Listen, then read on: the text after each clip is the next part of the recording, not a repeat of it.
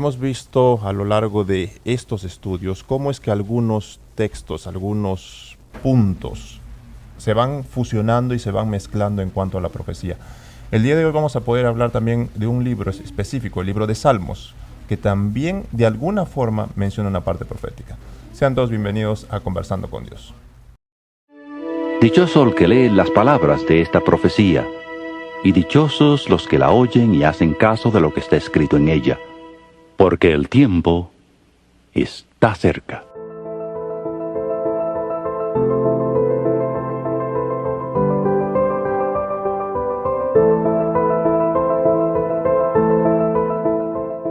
Bien, una vez más, a lo largo de estos semanas de estudio en cuanto a que es cómo estudiar, cómo interpretar la profecía, una de las primeras ideas que me vino cuando estuve estudiando las primeras lecciones de este folleto es que generalmente profecía lo pensamos con pura simbología, puro símbolo, cosas que a veces no entendemos, cosas que a veces van un poco más allá de lo que simplemente Dios está tratando de transmitir. Y precisamente conversando con Rafael, tratamos de buscar la aplicación diaria, no solo el conocimiento, no solo el entender qué es lo que dice aquí en la Biblia y qué representa esto, qué representa aquello, cuándo inició, cuándo terminó, cuándo se cumplió, sino es cuál es mi aplicación personal. Entonces, el día de hoy, Rafael, vamos a tocar un poco lo que es Salmos y otros textos también que nos van a enseñar tal vez a cómo se ve reflejado un poco la profecía, más allá de solo la simbología, ¿verdad? Sí, como todos sabemos, Apocalipsis tiene de toda la Biblia. En Apocalipsis hay de toda la Biblia, y pues el libro de los Salmos, como es un libro que tiene muchos cantos, muchas experiencias, nos va a ayudar a cómo entender un poco lo que está tocando la lección de esta semana, ¿no? Que nos habla de un templo, de un santuario, de un sacerdote, y cómo el libro de Salmos nos ayuda en el trimestre, que es alusiones, imágenes y símbolos, para entender un poco lo que es Apocalipsis. Exacto. Ahora, me gustaría ir un poco con algunas partes que tenemos ahí dentro del folleto, del estudio. Menciona parte de lo que es el santuario, nuestro sumo sacerdote, pero hay algo que de todos modos me gustaría que podamos conversar, es el por qué Dios quiere habitar en medio de nosotros. Porque el libro de Éxodo 25:8, que es lo que hemos visto también esta semana, dice: y harán un santuario para mí y habitaré en medio de ellos, en el Antiguo Testamento. Y en el Nuevo Testamento, en Juan 1:14 dice: y aquel verbo fue hecho carne y habitó entre nosotros. ¿Por qué esa, entre comillas, vamos a utilizar este término, por qué esa necesidad o por qué ese deseo de Dios de habitar entre un pueblo pecador? Yo creo que el amor de Dios es demasiado grande, ¿no? Inmenso, no lo podemos entender, y cuando Él crea es para estar con las criaturas, Él para estar con su creación. Nos creó a nosotros, el pecado nos aleja y Él sigue buscándonos. Y si nosotros vemos desde Génesis, Eva y Adán se separan de Él, Dios los busca, Dios los busca, y entonces después viene y a través de todo el sistema de ritos y de cuestiones del santuario, ahí está mostrándose Dios a través de cada uno de los ritos, cada uno de los símbolos que el santuario tenía. Ahora, como tú leíste, ya en el Nuevo Testamento ya aparece Jesús. Y en Hebreos 1:1 dice que Dios, habiéndonos hablado de muchas formas y de muchas maneras a través de los profetas, hoy dice, nos habla a través de su Hijo. O sea, el deseo de Dios es no solamente criar a su criatura y quedarse ahí, sino que se mete en la creación. Ahí vemos que Dios no solamente es trascendente, sino que no solo inmanente, sino que trasciende y baja a estar con su criatura y se hace hombre, porque Él quiere estar con nosotros. Decía yo, comentando con unos hermanos, que Dios es como un padre, o nosotros podemos entenderlo así porque no lo podemos comparar a Dios con nosotros, pero es como un padre que ama de verdad a su hijo, que quiere estar con sus hijos. Por muy rebeldes que se pongan, Él quiere estar con sus hijos siempre. Y ese es el amor. Dios nos ama tanto que aún en la desobediencia, Él sigue buscándonos, y por eso está el plan de salvación. Ahora, pero generalmente, y vemos un poco en cuanto a lo que es el santuario que está en Éxodo, la presencia de Dios en el lugar donde se detenía la nube o la columna de fuego era donde se tenía que armar todo el santuario, el campamento y todo alrededor. Pero nosotros también sabemos que la santidad de Dios. Nadie podía acercarse a la presencia de Dios porque simplemente moría instantáneamente. Inclusive cuando Moisés le pide a Dios, muéstrame tu gloria, y él le dice, no te puedo mostrar todo porque vas a morir de inmediato. Exacto. ¿Cómo me puedo acercar a un Dios que al estar en su presencia simplemente yo podría morir? O sea, ¿cómo tratar yo de acercarme a un ser completamente opuesto a lo que es Dios? ¿Cómo me voy a acercar a Dios si en realidad al estar en su presencia, inclusive lo que vimos la semana pasada en cuanto a Isaías, cuando él se presenta dice, ay de mí que soy muerto, dice. O sea, que dice que he visto a Dios, que no debería estar acá, soy impuro, soy inmundo, mis labios son inmundos, el pueblo del que vengo es inmundo. ¿Cómo me puedo acercar a ese Dios que es tan opuesto a mí? Yo creo que la Biblia nos dice, ¿no? Que Dios, antes de que el pueblo se acercara a Dios, es porque Dios ya se acercó a ellos. Dios libera a un pueblo. Y a ese pueblo liberado es que lo toma como su pueblo. Ahora Él cada día se acerca más. O sea, su santidad de Él, como nosotros lo podemos ver, que muchas veces nos imaginamos a un Dios ahí que es un fuego, que entonces el pecador entra a su perímetro y ahí muere automáticamente, ¿no? Dios tiene, digamos, su manera de acercarse al pueblo y tiene la manera, y Él le ha dicho al pueblo cómo acercarse a Él. Entonces vemos a un Dios que a pesar de que nosotros somos pecadores, Él nos dice la manera como nos podemos acercar. El apóstol Pablo en Hebreos 4:16 nos dice, acerquémonos pues confiadamente al trono de la gracia. O sea, en otras palabras, vamos a Él con confianza, que Él no nos va a destruir, Él no nos va a deshacer, sino que lo que quiere es transformarnos, lo que quiere es limpiarnos, lo que quiere es mostrarnos cómo es Él y al mismo tiempo que experimentemos eso. El profeta Isaías dice, wow, pues claro, cuando tú te enfrentas a lo grandioso que es Él y a la santidad que Él es, tú como pecador, tú te sientes en una miseria cuando vas con esa actitud. Pero cuando vas con la actitud del fariseo no te sientes así, te sientes que eres limpio, que eres bueno, ¿no? Pero cuando reconocemos nuestra condición, lo que hacemos es caer de rodillas. Eso le pasó a Daniel, eso le pasó al discípulo amado en la isla de Patmos, ¿no? Vamos y lo vemos a Él, pero Dios en su amor lo que hace es querernos restaurar, querernos purificar para que vivamos más cerca Ahora, de Él. y nosotros creo que podemos enfatizar algo. Yo me acerco a Dios y me puedo acercar a Dios, y es pero porque ya se cumplió parte de lo que es el plan de salvación. O sea, dice, nadie llega al Padre sino por mí. Exactamente. No es que yo me voy a presentar ante el Padre y decir, mira, aquí estoy, porque ocurriría lo que hemos estado conversando. O sea, dice, al estar en la presencia de Dios, morimos, irremediablemente. Pero cuando Cristo dice, nadie llega al Padre sino por mí, inclusive yo soy la puerta y el que por mí entrare será salvo, entonces es la forma en la que nos acercamos a Dios. La única forma de aparentar o de parecer o presentarnos justos ante Dios es porque Cristo ya pagó ese precio y dice, yo lo presento a Él como justo porque yo ya pagué el precio de su injusticia. Así es, el camino, Él es el camino, la verdad y la vida es el camino, la manera como podemos nosotros ir a Dios. De otra manera no podemos.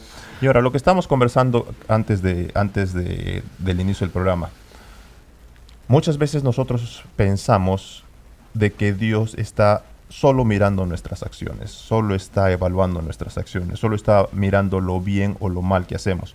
Y creo que podríamos conversar un poco en cuanto a eso. ¿Qué es lo que busca en mí Dios? ¿Qué es lo que Dios quiere de mí? O sea, es que está, como siempre, pesando las buenas y las malas acciones para ver si te salvas, para ver si te pierdes, para ver si eres digno o no. ¿Es lo que hace Dios constantemente o está mirando solo lo que hacemos o lo que no hacemos? Esa es la manera en que muchas veces se nos ha enseñado de que Dios ve tu conducta, tu manera en que te comportas. Pero no, más que eso, Dios está viendo lo que hay dentro de tu corazón, tu actitud, tu manera de verlo a Él, ¿no? Por lo menos vemos que muchas veces eres tratado como lo que eres en profesión. Él es el doctor, entonces a él hay que tratarlo diferente. No, pero este es un campesino, este no sabe ni leer, que te dan un maltrato, ¿no? Eso es lo que la sociedad hace. Pero en cuanto a la relación con Dios, Dios nos ve a todos igual. Nos ve como lo que somos, necesitados de Él, de su gracia, ¿no? Y entonces vemos que nada de lo que nosotros somos en cuanto a profesión, en cuanto a líderes, en cuanto a nivel de estatus ante la sociedad, nos acerca más a Dios. eso tiene su lugar, su nivel en su área, pero en cuanto a una relación con Dios, que eso me va a dar puntos, no tiene ningún valor. Y ahora es interesante que nosotros mismos tenemos a veces vamos a decir, una doble forma de ver las cosas. Porque cuando hablamos inclusive de relaciones interpersonales, con amistades, con familia, con compañeros de trabajo, nosotros esperamos que las personas nos valoren por lo que somos, por mi forma de ser, no por mis logros académicos, no por mis logros laborales, no por mis logros en mi vida personal. O sea, nosotros buscamos de que las demás personas nos valoren por lo que somos. Pero cuando nosotros hacemos la misma evaluación hacia nosotros mismos y pensamos qué tanto valgo, empezamos a ver nuestros logros académicos, nuestros logros laborales, nuestros logros personales. Y hacemos exactamente lo mismo cuando nos acercamos a Dios. Nosotros sabemos que Dios nos ama tal como somos. No existe nada que yo pueda hacer para que Dios me ame más o me ame menos. Claro. Pero cuando yo me acerco a Él, lo que veo son mis acciones. Yo cuando me acerco, no, yo no me puedo acercar a Dios porque yo soy así, y no creo que vaya a alcanzar la salvación porque soy así, hago esto, hago aquello, y yo no hago esto y no hago aquello. Y otra vez regresamos a la misma lista de qué debo hacer y qué no debo hacer para ser salvo. Esa pregunta que a veces se hace delante de la congregación, si Cristo viniera hoy, como que la salvación es por obra, a veces la veo así, como que tú te vas a salvar por lo que tú estás haciendo. Decía Martín Lutero, si yo me veo a mí mismo, es imposible que yo me salve. Pero si yo veo a Cristo, es imposible que yo me pierda. O sea, es Jesús la salvación. Es su gracia, no mi comportamiento, no mi conducta, no lo que hago yo. No, es su gracia trabajando en mi vida y permitiéndole que me salve. Eso es lo que me va a salvar a mí, es lo que me va a permitir a morar con Él.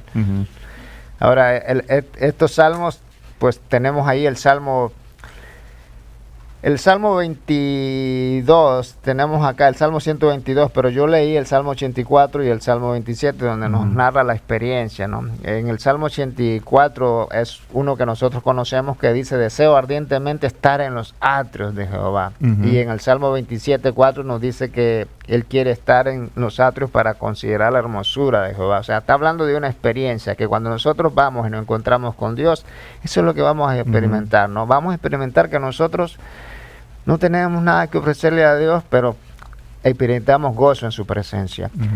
Y yo pienso que el autor de la lección quería enfatizar un poco la experiencia del pueblo de Dios que debería tener para poder estar allá en el santuario celestial.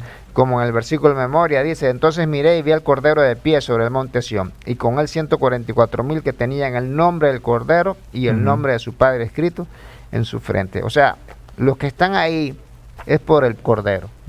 Están de pie porque el Cordero estuvo de pie. Si no, no podemos estar. O sea, el Salmo 24 y el Salmo 15 nos habla de una experiencia de que si tú vas, entonces ¿quién podrá estar ahí? A la pregunta que hacen, ¿no? Y entonces dice, limpio de manos y puro de corazón. Pero ¿quién es limpio de manos y quién es puro de corazón? Mira, y si lo llevamos un poco a lo que se tocó la semana pasada cuando se está hablando de Isaías, él se presenta y dice, al estar en la presencia de Dios, él se siente completamente perdido, completamente inadecuado para el lugar donde se encontraba. Y David te presenta un poco como diciendo la contraparte, diciendo, mira, diciendo, podrías estar ahí. El detalle me parece que está en el hecho de poder ver cómo simplemente se expresan las emociones humanas en cierta forma. Claro. Entonces, ambos están reconociendo cuál es su situación, y en el caso de Isaías estaba reconociendo su situación tal como es. Y vemos también que en realidad después de eso Isaías no hizo nada. Es más bien el ángel el que viene por orden de Dios y toca. Él no pide ser limpio, simplemente por misericordia toca y le dice, ahora eres limpio. Claro, claro. Entonces nosotros podemos darnos cuenta de que Isaías no hizo nada. Isaías simplemente reconoció su situación, dijo, yo soy inmundo. Y estamos hablando de Isaías, profeta de Dios, que podríamos decir alguien muy cercano a Dios. Reconoció su situación y decía, yo no valgo nada. Y es Dios el que hace todo lo demás. Claro. Lo limpia, le dice, ahora tú estás limpio, ahora tus pecados. Y luego dice, ok, ahora sí necesito que hagas una misión.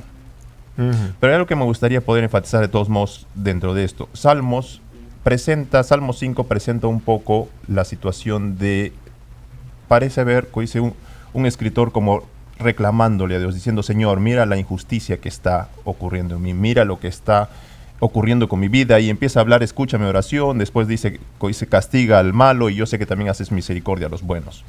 Pero también una parte que se menciona en el libro de Éxodo y creo que no deberíamos dejarlo pasar, es cuando Moisés le pide a Dios, en este caso a Jesús, le dice, muéstrame tu gloria. ¿Qué es lo que muestra? Es así como estamos diciendo al comienzo, esa luz omnipotente que va a matar a todos. ¿Qué es lo que dice?